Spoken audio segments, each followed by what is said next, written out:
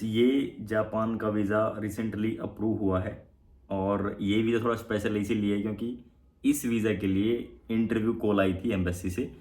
और आप लोगों के लिए बहुत ज़रूरी जानना है कि यार जब इंटरव्यू कॉल आती है तो आप खुद कैसे प्रिपेयर कर सकते हो अपने आप को। अगर आपने भी जापान का वीज़ा अप्लाई कर रखा है या फिर करना चाहते हो तो इन केस अगर कॉल आ जाए तो कैसे बातचीत करनी है, इस वीडियो में लाइव आपको पता चलेगा। जिनका ये वीज़ा आया है, ठीक है, गुरविंदर भाई हैं, तो इन्होंने खुद ही बताया है कि क्या इनके साथ हुआ, क्या जब इनको कॉल आई तो क्या क्या इनसे पूछा गया। वो सारी चीज़ें आपको इस वीडियो में पता चल जाएंगी और इनकी मैं जो स्टेटमेंट है वो भी मैं शेयर कर दूंगा आपको इसी वीडियो में। पता चल जाएगा आपको ताकि कि आप कैसे प्रिपेयर कर सकते हो खुद को अगर इंटरव्यू की कॉल आती है तो भाई देखो, वीज़ा तो आ ही रहे हैं ऑलमोस्ट जापान के। और इनका जो वीज़ा आया है ऑलमोस्ट 20 डेज़ के आसपास इनका वीज़ा आया है। तो इंटरव्यू कॉल हुई, डॉक्यूमेंट्स भी मांगे थे, वो सारा प्रोसेस आपको पता चल जाएगा वीडियो में। वीडियो आप एंड तक देख लेना। जापान का वीज़ा का रेशो, उनका भी क्या सक्सेस रेशो चल रहा है, क्या डॉक्यूमेंट्स चाहिए, इनकी प्रोफाइल क्या थी, वो सारी चीज़ें आपको इस वीडियो में पता चल जाएंगी। बहुत सारे लोग बोलते हैं कि भाई कॉन्टैक्ट कैसे करना है। तो कॉन्टैक्ट कैसे करना है, आपको कॉन्टैक्ट करना है इंस्टाग्राम के थ्रू। आप इंस्टाग्राम हो, आप इंटरेस्टेड हो सर्विस लेने के लिए, फिर कोई आपको क्वेरी है, कोई डाउट है, तो भाई आप इंस्टाग्राम पे फॉलो करो, वहाँ पे मैसेज करो और अपनी क्वेरी आप लिख के डाल दो। हाय हेलो आप ना करें, क्वेरी आप लिख के डालो और वहाँ पे आपको जो है प्रॉपर रिस्पॉन्स मिल जाएगा with in a very short time. और ऐसे आप हमसे कॉन्टैक्ट कर सकते हैं भाई। और कोई नंबर नहीं है, और कोई आदमी नहीं है, और कोई इसका वो अल्टरनेट नहीं है। आप सिर्फ इंस्टाग्राम के थ्रू आपको कॉन्टैक्ट करना पड़ेगा। तो भाई अब हम बात करते हैं कि इनका वीज़ा जो आया है वो कितने दिन में आया है, कैसे आया, वो सारे वीडियो में हम बात। हेलो एवरीवन, मेरा नाम गुरविंदर है और मैं पंजाब मोहाली से बिलोंग करता हूँ। आज मेरा जापान का वीज़ा आया है। ये मेरा जापान का वीज़ा जो कि मैंने अपनी फ़ाइल रॉबिन सर से तैयार करवाई थी। उनकी अच्छी गाइडेंस की वजह से, उनके हार्ड वर्क की वजह से ही मुझे जापान का वीज़ा मिला है। हम 3 फ्रेंड हैं जिन्होंने रॉबिन सर से अप्लाई करवाया है अपना वीज़ा, जिसमें से मेरा वीज़ा आ चुका है और मेरे बाकी 2 फ्रेंड की फ़ाइल अभी प्रोसेसिंग में चल रही है। ये बात शुरू होती है सितंबर से। हम सर्च कर रहे थे यूट्यूब पे कि किन से अप्लाई करवाया जाए। तो सर्च करते करते हमने 4-5 एजेंट को कॉल की पंजाब में। तो कोई एजेंट बोल रहा था कि 6 महीने की बैंक स्टेटमेंट लगेगी, कोई बोल रहा था कि आप 3 महीने की लगाइए। तो हम टोटली कंफ्यूज हो चुके थे। तो हमने थोड़ा और सर्च किया। सर्च करते करते हमें रॉबिन सर का यूट्यूब चैनल मिला। उनके चैनल पे गए, उनकी वीडियोस देखी, तो हमें ट्रस्ट बना रॉबिन सर पे। हमने उनको अपने डॉक्यूमेंट शेयर किए। तो डॉक्यूमेंट शेयर करके उन्होंने बताया कि आप अपनी फ़ाइल तैयार करवाइए, आपका वीज़ा निकल सकता है, चांसेस अच्छे हैं।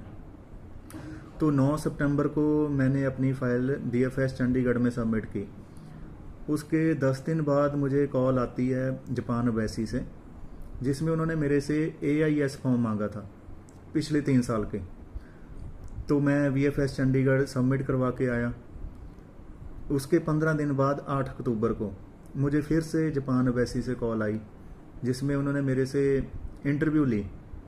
5-6 मिनट चली मेरी इंटरव्यू, जिसमें उन्होंने मेरे से बिजनेस के बारे में पूछा, क्योंकि मेरी बिजनेस प्रोफाइल है। मेरे फैमिली बैकग्राउंड के बारे में पूछा और मेरे पास ट्रैवल के बारे में पूछा, क्योंकि मैं 3-4 कंट्री पहले ट्रैवल कर चुका हूँ, और जापान के बारे में पूछा। उसके बाद उन्होंने मेरे से ITR का पासपोर्ट मांगा। तो मैंने उनको अपना पासपोर्ट शेयर किया। वो बोले ठीक है, अगर हमें और इन्फॉर्मेशन चाहिए होगी तो हम आपसे दोबारा कांटेक्ट करेंगे। तो उसके 2 दिन बाद मुझे डिस्पैच का मैसेज आता है कि आपका पासपोर्ट डिस्पैच हो चुका है। तो फाइनली मुझे मेरा पासपोर्ट मिला, जिस पे वीज़ा लग के आ गया है जापान का। ये सारा क्रेडिट जाता है रॉबिन सर को, उनके हार्ड वर्क को। उन्होंने अच्छे से हमारी फ़ाइल तैयार करवाई, कवर लेटर बहुत अच्छे से बनाया उन्होंने, ट्रैवल प्लान बड़े अच्छे से उन्होंने दिखाया, उसमें आइटनरी बहुत प्रोफेशनल थी उनकी। तो हमें लगता था कि हाँ, हमारा वीज़ा निकल सकता है, क्योंकि फ़ाइल बहुत अच्छे तरीके से उन्होंने तैयार की थी। अगर आप भी अपनी फ़ाइल तैयार करवाना चाहते हो तो आप रॉबिन सर से कांटेक्ट कर सकते हो। सारी सर्विस ऑनलाइन होती है, आपको सर से पर्सनली मिलने की ज़रूरत नहीं है। आप जस्ट अपना डॉक्यूमेंट सेंड कीजिए व्हाट्सएप पे, तो वो आपको आपकी फ़ाइल जो है PDF बना के भेजेंगे। आप प्रिंट आउट निकाल के BFS जो भी आपको नज़दीक लगता है वहाँ सबमिट करवा के आइए। और मैं दोबारा रॉबिन सर का थैंक्स करना चाहता हूँ, क्योंकि उनके चार्जेस भी बहुत जेन्युइन है। बाकी जो एजेंट्स है वो हमसे 25,000 मांग रहा था, कोई 30,000 मांग रहा था, जो कि हमें ठीक नहीं लगे। इनके चार्जेस भी बहुत अच्छे हैं और सर्विस बहुत अच्छी है। आप जा सकते हैं रॉबिन सर के पास, अपनी फ़ाइल तैयार करवाइए आप।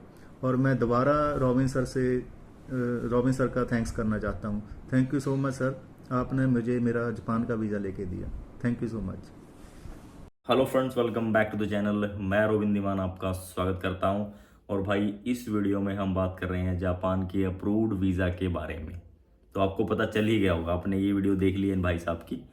तो इन्होंने खुद ही बताया कि कैसे कैसे इनका वीज़ा आया, क्या इन्होंने किया, क्या डॉक्यूमेंट्स इनसे मांगे, क्या इनकी ट्रैवल हिस्ट्री थी और कितने दिन में वीज़ा आया, और हमारी सर्विस इन्होंने ली वो कैसे इनको लगी, और ट्रांसपेरेंसी कितनी थी, पेमेंट का कोई इशू इनको नहीं आया, बजट में थी, बजट फ्रेंडली है, सारी चीज़ें इन्होंने आपको बता दी। अब देखो, आप लोग खुद ही डिसाइड कर सकते हो, ये मैं नहीं कह रहा कि भाई आप या हम पे बिलीव करो या फिर कुछ भी है। और एक चीज़ मैं और बता दूं भाई, देखो अभी रिसेंटली अभी मैं ये वीडियो बना रहा हूँ तो एक रिफ्यूज़ल भी आया है अपना। ठीक है, रिफ्यूज़ल के लोग बात ही नहीं करते हैं। ठीक है, हर जगह आप मोबाइल उठाओ, आप स्कैन करो, आप सॉरी स्वाइप करो, आपको क्या दिखेगा कि इतने वीज़ा अप्रूव, इतने वीज़ा अप्रूव। ऐसा एक्चुअल में बहुत कम होता है भाई। कोई बंदा अगर आप 50 वीज़ा कोई डाल रहा है, उसमें से अगर 5 वो अप्रूव हो जाते हैं ना, तो उन 5 वीज़ा को वो ऐसे शो करेंगे आपको हर जगह, हर हर प्लेटफॉर्म पे, फेसबुक पे, इंस्टा पे, यूट्यूब पे, शॉर्ट्स में, कि बस पता नहीं क्या हो गया भाई, धड़ाधड़ वीज़ा लग रहे हैं। ऐसा नहीं होता है। मोस्टली चीज़ें लोग जो एक्चुअल चीज़ें वो बताते नहीं हैं। अभी मैंने जो ये वीडियो बना रहा हूँ आज ही मेरी बात हुई थी, तो उनका रिफ्यूज़ल आया है। ठीक है, तो रिफ्यूज़ल उनका आया है, हालांकि प्रोफाइल उनकी ठीक थी, कोई उसमें प्रॉब्लम नहीं थी। और देखो, जिसमें प्रॉब्लम भी लगती है तो हम बता देते हैं कि भाई ऐसे ऐसे थोड़ा सा इशू है, हो सकता है कि आपके चांसेस थोड़े कम है कि वीज़ा ना भी मिले। बट इन केस बहुत सारे बंदे बोलते हैं कि भाई आप डालो, जो होगा वो देखा जाएगा। मोस्टली चीज़ों में क्या चीज़ देखी जाती है, आपके फाइनेंशियल अच्छे से मेंटेन है कि नहीं है। ये चीज़ बिल्कुल भी मैटर नहीं करती कि भाई आपके अकाउंट में लाखों रुपए पड़े हुए हैं, भले ही आपके अकाउंट में 10 लाख रुपए पड़े हुए हों, बट वो प्रॉपर तरीके से मेंटेन नहीं है, तो भाई चांसेस कम हो जाते हैं थोड़े से और वीज़ा मिलने के। अभी जो इनका जो स्टेटमेंट था वो ऑलमोस्ट 6 के आसपास इनकी स्टेटमेंट थी। और ट्रैवल हिस्ट्री की 3 से 4 इन्होंने खुद ही बता दिया कितनी ट्रैवल हिस्ट्री थी इनकी, 3 से 4 घंटे की ट्रैवल हिस्ट्री थी। और हमने इनका वीज़ा डाला एंड विद इन 20 डेज़, इसी बीच के दौरान 20 डेज़ के दौरान इनको कॉल आ गई, इनको मेल आ गया, और इन्होंने डॉक्यूमेंट भी सबमिट करा दिए। फिर इनको एम्बेसी से वापस कॉल आई, फिर उन्होंने इनसे इंटरव्यू लिया, देन इनको सारी चीज़ें बताई, इन्होंने बताई, एंड देन इनका जो है वीज़ा फाइनली अप्रूव होके आ गया। अभी तो देखो, 2 केसेस मैंने आप लोगों के साथ शेयर किए हैं कि भाई जिनको कॉल आई है एम्बेसी से और उनका वीज़ा अप्रूव हो गया है। कुछ केसेस जो भी होंगे आगे, इन केस देखो सबके सक्सेस नहीं होते, 100% रिजल्ट किसी का भी नहीं होता भाई। ये सब बकवास बातें हैं कि 100% रिजल्ट आ रहा है हमारा, ये वो, ऐसा कुछ नहीं है। 99 में ज़रूर बोलूँगा होता है, बट 100% किसी का नहीं होता। तो अगर आपको भाई जापान का वीज़ा अप्लाई करना चाहते हो, तो आपके पास एक तो आपकी लेटेस्ट ITR, 3 महीने की बैंक स्टेटमेंट और आपका बिजनेस प्रूफ। अगर बिजनेस प्रूफ नहीं है तो आप जॉब करते होगे, जॉब में आपका जॉइनिंग लेटर, NOC लगती है, लीव लेटर जिसको बोलते हैं, 3 महीने की सैलरी स्लिप लगती है। तो ये डॉक्यूमेंट्स जॉब वाले बंदे के लिए हो गए जो जॉब करता है। ये डॉक्यूमेंट्स बिजनेस प्रूफ में आप अपना MSME दे सकते हो, अगर खाली MSME है तो भी वैलिड है, वो एक्सेप्टेड है। अभी जो जिनका वीज़ा अप्रूव है इनके पास भी MSME ही था। तो ये सारी चीज़ें जो होती हैं, तो मैं आपको एक बार थोड़ा सा बता देता हूँ। जो जो चीज़ जो डॉक्यूमेंट्स भी सारे मैंने इनको और इनके उस पर ही शेयर किए थे, आप देख सकते हो। 1 मिनट रुक जाओ, मैं आपको दिखा देता हूँ। तो ये देखो, ये ऐसे डॉक्यूमेंट हमने शेयर किए थे इनको। ठीक है, तो मैं थोड़ा सा आपको दिखा देता हूँ। जो इन्होंने मुझे डिटेल्स भेजी थी, ताकि आप लोगों को थोड़ा सा आइडिया हो जाए कि भाई कैसे हो। और इसमें आपको ये भी पता चल रहा है कि भाई आपने ये जो डाली है, जो चीज़ आपने इनकी बात सुनी आपने, इंटरव्यू के लिए आप खुद को प्रिपेयर कर सकते हो।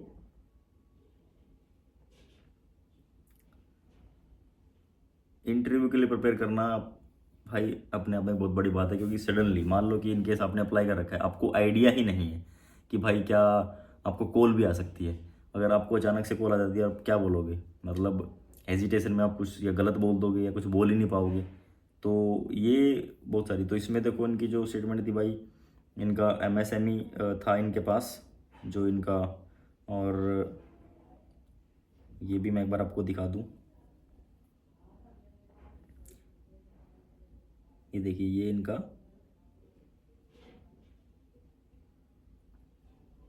एक दूसरा अकाउंट है जिसमें अमाउंट आप देख सकते हो सिर्फ 59191, ठीक है। तो ये अमाउंट आप देख सकते हो, ये इनका स्टेटमेंट है। तो इतना इसका दूसरे दूसरे अकाउंट में था इनके। और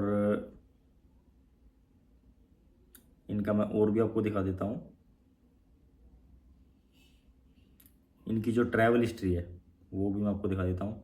इनकी यूएई की ट्रैवल हिस्ट्री थी, ठीक है, रशिया की ट्रैवल हिस्ट्री थी, टर्की की थी इनकी ट्रैवल हिस्ट्री। तो ये इनकी ट्रैवल हिस्ट्री थी सिर्फ। और स्टेटस था मैरिड, ये मैरिड थे। इनमें मैरिज में, इसमें जापान में ऐसा कुछ नहीं कि भाई अलग से कुछ डॉक्यूमेंट या फिर कुछ वो चीज़ देनी पड़ती है, ठीक है, ऐसा कुछ नहीं है। और इनका डेयरी फार्म था, डेयरी फार्म का इनका जो है एमएसएमई था, वो आप ये देख सकते हो। तो डेयरी फार्म का इनका एमएसएमई था। तो ये इनकी प्रोफाइल थी। अब जो वीज़ा रिफ्यूज़ हुआ है उनकी प्रोफाइल भी ऑलमोस्ट सेम ही थी भाई। ऑलमोस्ट का मतलब सब कि बैंक बैलेंस था, ट्रैवल हिस्ट्री इतनी नहीं थी जितनी इनकी थी, और जिस कंट्री उन्होंने ट्रैवल किया था वो भी नहीं थी। अगर आप लोग चाहते हो कि भाई एक स्पेशल वीडियो बनाई जाए ये रिफ्यूज़ल केस पे, तो आप इस वीडियो को कम से कम 10,000 प्लस व्यूज़ तो इस पर आने चाहिए भाई। तब जाके फिर मैं शेयर करता हूँ आप लोगों के साथ वो केसेस भी, कि जिनमें वीज़ा रिफ्यूज़ अगर हो जाता है तो फिर वो किस प्रोफाइल पे रिफ्यूज़ हुआ।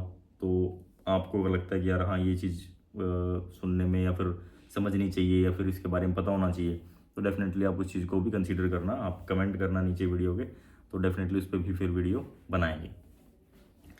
अब आ जाती है बात कि कितना टाइम लग रहा है अभी भाई जापान के वीज़ा मिलने में। अभी अगर हम बात करें तो ऑलमोस्ट भाई 20 डेज़ आप एटलीस्ट मान के चलो कि 20 दिन तो लग ही रहे हैं।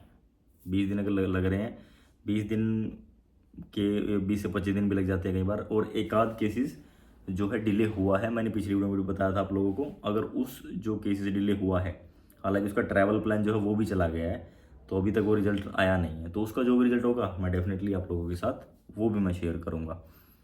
अपनी वीडियो में क्या होता है भाई, रियलिटी है। देखो, आप इस पे बिलीव करो या ना करो, जो चीज़ है वो आपके सामने है। कुछ ऐसा मैं नहीं बता रहा आपको कि हाँ भाई 100% वीज़ा बट रहे हैं, जापान के वीज़ा की तो लाइन लगी हुई है ना। अगर कोई नहीं आपको दिखाना चाह रहा तो दैट मीन्स का मतलब ये नहीं है कि वीज़ा रिफ्यूज़ हो रहे हैं। वीज़ा रिफ्यूज़ होते हैं, वीज़ा अप्रूव भी होते हैं, रिफ्यूज़ भी होते हैं, ये पार्ट ऑफ प्रोसेस है। इस चीज़ को भी आपको समझना पड़ेगा। 100% किसी का भी कुछ नहीं है। आप कहीं से भी पूरे इंडिया में आप कहीं पर भी फाइल लगवा सकते हो, लेकिन 100% रिजल्ट नहीं होता भाई किसी का भी। अल्टीमेट डिसीजन जो है एम्बेसी का ही होता है, वही आपको वीज़ा देती है। वीज़ा किस पे मिलता है? आपकी प्रोफाइल पे, आपके डॉक्यूमेंट्स पे, फाइनेंशियल पे, ट्रैवल हिस्ट्री पे। और एक और चीज़ होती है भाई, वो है आपका लक। ये सबसे बड़ा फैक्टर है, कोई माने या ना माने, ये सबसे बड़ा फैक्टर है।